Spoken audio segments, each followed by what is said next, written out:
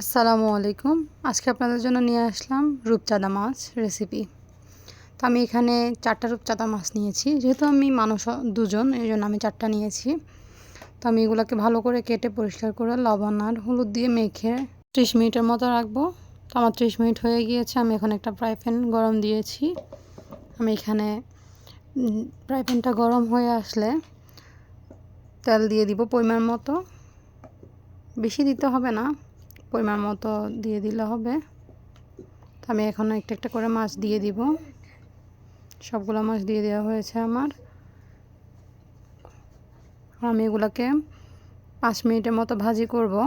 একটু হালকা ভাজি করব, আমি বেশি ভাজি করব না, কারণ বেশি ভাজি করলে রূপচাঁদা মাছের স্বাদটা চলে যায়। দেখতে পাচ্ছেন আমি কেমন লাল লাল করেছি। বাকিগুলো আমি এভাবে উল্টিয়ে নিব। বেশি লাল করব না, আমি বেশি ভাজি করব না। আমি এই পিঠটাও 5 মিনিটের মতো ভাজি করব। 5 মিনিটের মতো ভাজি করে নিয়ে ফেলবো। আমার দোনো পিঠ ভাজি করা হয়ে গিয়েছে, দেখতে পাচ্ছেন।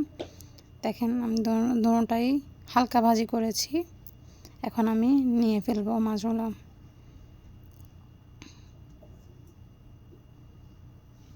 মাছগুলো নিয়ে রাখতেছি বাটিতে। এখন আমি সেম তেলে আরেকটু তেল অ্যাড করে তারপর এখানে রান্না করব, কারণ এই তেলগুলোতে রান্না করলে মাছের স্বাদটা ভালো আসবে।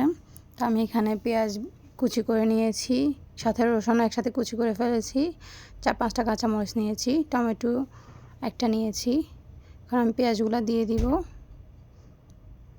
পেঁয়াজগুলো ভাজি করে নেব, একটু লালচে হওয়া পর্যন্ত ভাজি করব। আপনাদেরকে একটা কথা বলে রাখি, আমার চ্যানেলটি অবশ্যই সাবস্ক্রাইব করবেন এবং আমার রেসিপিগুলো ট্রাই করার পরে কেমন হয়েছে অবশ্যই কমেন্ট করে জানাবেন। কমেন্ট করতে ভুলবেন না। তো আমি এখানে কাঁচামরিচ দিয়ে দিচ্ছি 5টা। আপনারা চাইলে আরও বাড়িয়েও দিতে পারেন, ঝাল যেভাবে খাবেন ওভাবে দিবেন। টমেটো দিয়ে দিলাম, টমেটো কুচিগুলো দিয়ে দিচ্ছি। এখন এগুলা ভালো করে ভাজি হওয়া পর্যন্ত রেখে দিব। যখন একটু কম আগুনে এগুলো আমি ভালো করে ভাজি করব।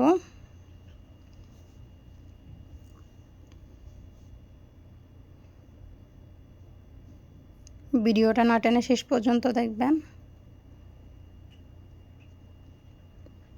এই যে আমার টমেটো পেঁয়াজগুলো একদম লালচে হয়ে নরম হয়ে গিয়েছে। এখন আমি পরিমাণ মতো লবণ দিয়ে দিব। যেহেতু আমি মাছের মধ্যে লবণ দিয়েছি, একটু কম করে দিব। তারপর 1 চামচ মশলা দিব, মিক্স মশলা এটা। তারপরে আধা চামচ জিরার গুঁড়ি দিব। দিয়ে মশলাগুলো আমি আরেকটু 5 মিনিট নেড়ে নিব, না হলে মশলার গন্ধটা লাগবে মাছের মধ্যে। এগুলো আমি এখন কম আগুনে রাখবো, যাতে না পুড়ে। এই পর্যায়ে এগুলো পুড়ে যাওয়ার সম্ভাবনা থাকবে। এখন আমি ঝোলটা দিয়ে দিচ্ছি। আমি 2 কাপ পরিমাণ ঝোল দিয়ে দিলাম, গরম ঝোল দিয়েছি। এখন এগুলাতে বলক আসা পর্যন্ত আমি ওয়েট করব। ভালো করে বলক আসলে আবার 5 মিনিট আমি পানিগুলো ভালো করে গরম করে নেব, যাতে ঝোলগুলোতে মশলা ফ্লেভারটা চলে যায়। এখন আমি মাছটা দিয়ে দিব। মাছগুলো দিয়ে একটা একটা করে দিয়ে দিলাম আমি। পরবর্তীতে আপনারা কোন ভিডিও পেতে চান অবশ্যই কমেন্ট করে জানাবেন। তো আমি ঢাকনা দিয়ে 10 মিনিটের মতো রেখে দিব। 10 মিনিট পরে আমি মাছগুলো আবার উল্টিয়ে দিব, যাতে ধনে পিঠ ভালো করে হয়। আমি মাছগুলো উল্টিয়ে দিয়ে আবার ঢাকনা দিয়ে ঢেকে রেখে দিব 10 মিনিট। আমি ঝোল বেশি রাখবো না, মাখা মাখা ঝোল রাখবো। তার জন্য আমি আবার 10 মিনিট রেখে দিব।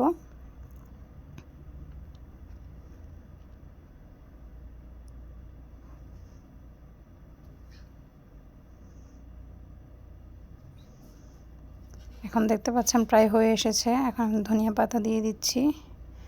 ধনিয়া পাতা দিয়ে আমি আবার একটু ঢেকে রেখে দিব, যাতে ধনিয়া পাতার ফ্লেভারটা আসে এবং এগুলো হয়ে আসে, একদম কাঁচা কাঁচা না থাকে।